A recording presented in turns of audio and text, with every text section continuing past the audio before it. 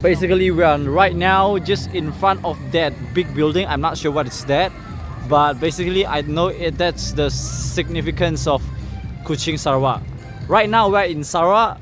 Let me update you about the weather. It's like I think it's like maybe 26, 27, but it's not warm. It's not hot though, because you know, normally in my place during night time you'll feel like hot, like warm, humid, but I don't feel humid at all, guys. I don't know why, guys. Maybe the humidity is quite low right now. That's Dewan Undangan Negeri Sarawak. If you zoom in right now, Dewan Undangan Negeri Sarawak, it's quite nice, guys. It's happening right here right now. A lot of tourists, right?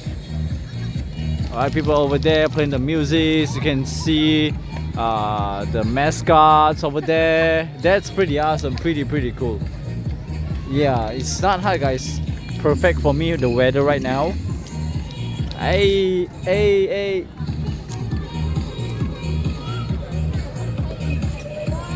Let's go.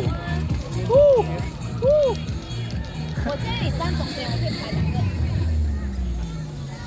Yeah, let's go. We are just from there. We are going to head for some food, some dinner right now. We are starving.